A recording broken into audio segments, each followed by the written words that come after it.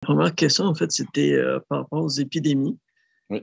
Comme par exemple la grippe saisonnière. Je me demandais, ça, c'est quoi l'explication au niveau des lois biologiques? Parce qu'on dit que la grippe, c'est vraiment l'été que ça frappe moins fort, puis après ça, il y a comme un pic. Mais je me demandais au niveau des lois biologiques, parce que, tu sais, on dit que c'est des conflits, que c'est une phase de réparation. Mais je me demandais, c'était quoi l'explication au niveau de l'été? C'est quelque chose que je m'expliquais mal, puis que j'aimerais en fait comprendre. C'est une excellente question, c'est exactement ça que sert cette plateforme-là. Première des choses, il y a deux réalités en lien avec l'hiver et l'été. Pourquoi il y a plus de grippe l'hiver? Le conflit à la base de la grippe, c'est un conflit humain en général lié au territoire. C'est comme ça que ça s'appelle. Donc, c'est un conflit dans le territoire, mais que c'est l'humain qui vit, c'est pas l'animal qui le vit. La température, pour l'humain, c'est un conflit dans son territoire. Parce que supposons que tu serais pris dehors, pas de logis, l'hiver, à -30, tu ne t'offres pas longtemps.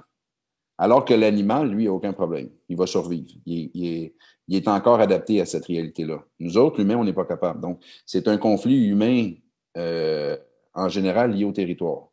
Quand la température devient froide, l'humain est face à un conflit dans son territoire, il faut qu'il soit capable de le gérer. Ça, c'est la première des choses. La deuxième des choses, le conflit humain en général lié au territoire, on le résume souvent en termes de chicane. Chez l'humain, dans son territoire, souvent ce qu'il va vivre, c'est qu'il va vivre des chicanes. Chicane à cause avec le voisin, chicane avec le beau-frère, chicane avec sa conjointe, chicane avec un patron, un collègue de travail, tout ce qui représente des chicanes, c'est un conflit qui va se transposer éventuellement dans une grippe. Maintenant, l'été, il y a beaucoup moins de conflits naturellement que l'hiver. L'hiver, pourquoi il y a plus de conflits? Parce qu'il y a beaucoup plus de contraintes pour nous autres. Je ne dis pas que c'est comme ça, mais dans un pays où il y a l'hiver, il devient beaucoup plus de contraintes. Le fait d'avoir à pelleter, le fait d'être pris à l'intérieur de la maison parce qu'il y a une tempête de neige, le fait de ne pas pouvoir se déplacer. Là, on va être en retard parce qu'il y a une tempête de neige. Là, parce qu'on va être en retard, ça soulève un conflit à l'intérieur de nous autres ou ça soulève un conflit avec le conjoint parce qu'il a dit comment ça fait que tu n'es pas sorti pelleter avant, tu savais qu'on avait un rendez-vous, tu comprends? Les situations de chicane abondent en hiver beaucoup plus qu'en été où c'est un environnement qui est beaucoup plus simple de vie. Donc, deux réalités en termes de loi biologique. Un, parce que l'humain est confronté à un conflit qui est en lien avec la température, qui n'existe pas chez l'animal, puis un conflit en lien avec les chicanes entre nous, parce que l'hiver est un environnement plus conflictuel que l'été. Ça, c'est les deux premières réponses. Troisième réponse, il y a des fêtes qui sont plus conflictuelles l'hiver pour nous autres que l'été. C'est-à-dire que si tu prends Noël, par exemple, ça, c'est un conflit humain en général lié au territoire qui est très, très fort. Pourquoi? Parce qu'on a la tradition de faire des fêtes familiales. Ce n'est pas toutes les familles qui s'entendent bien. Ce n'est pas tous les frères et sœurs qui s'entendent bien. Ce n'est pas tous les beaux-frères et les belles-sœurs qui s'entendent bien. Ce n'est pas toutes les belles-mères et les beaux-pères qui s'entendent bien avec les gendres, avec les brus. Puis là, tout d'un coup, tout le monde est obligé de se réunir. Puis souvent, en plus de ça, tu rajoutes la notion du cadeau. Là, ça crée des frustrations. Si je vais lui faire un cadeau, je le sais, il ne sera pas encore content, il va chialer. Regarde, il ne me l'a pas dit. Puis là, il y a un paquet de réalités qui vont devenir des chicanes dans une période très particulière qui va être l'hiver. Il y a plus de gens qui vont faire la grippe à cause de ça. Puis là, eux autres, la médecine conventionnelle va mettre ça dans le bilan du saisonnier, mais sans expliquer pourquoi.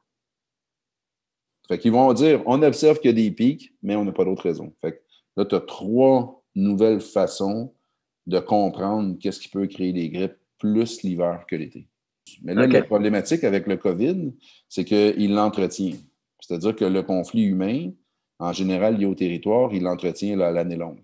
Parce que là, à cette heure, ben oui, parce que Ouais. tout le monde est rendu un danger potentiel. Puis là, en plus de ça, la façon qui amène la situation, c'est qu'il y a des gens qui ne respectent pas les mesures que les autres ils disent de respecter. Fait que là, eux autres deviennent une menace dans le territoire pour ceux qui pensent qu'il faudrait respecter toutes ces mesures-là. Puis là, toute cette réalité-là entretient le conflit. C'est rendu que tu sors marcher, tu n'es plus sûr si tu as le droit de marcher ou tu n'as pas marché. Tu es déjà dans un conflit dans ton territoire. Tu sors pour faire un feu, tu ne sais même pas si tu as le droit de faire un feu. Ça a l'air qu'il y a eu quelqu'un qui a eu des amendes, qui a eu. Puis là, tout d'un coup, il se met à avoir des conflits humains en général liés dans le territoire. Fait que sans qu'ils s'en rendent compte, ils entretiennent ça. Puis là, ils mettent plein de mesures, puis ils disent, mais ça ne donne pas les résultats qu'on souhaiterait, fait qu'on va les augmenter, les mesures. Ils font juste alimenter de plus en plus le conflit. C'est terrible. Fait qu'on n'a pas Ouais. fini d'en avoir des vagues. Déjà, si vous êtes capable de le comprendre, mais il faut que vous essayiez de vous sortir de ce cercle-là. Il faut que vous essayiez de trouver vos façons pour ne pas être pris dans des conflits humains en général liés au territoire. C'est pas toujours simple, mais il faut essayer de le faire. Puis là, c'est à vous autres de manager avec les connaissances que vous avez, avec la réalité dans laquelle que vous vivez. Comment est-ce que je m'ajuste pour être capable de vivre cette réalité-là sainement? Puis, dans tout conflit, il y a 3 façons de réagir. Dans tout conflit. De façon réactionnelle, c'est soit je vais combattre, soit je vais fuir, ou c'est soit que je vais figer. Maintenant, dans ça, il y a des façons différentes de le faire.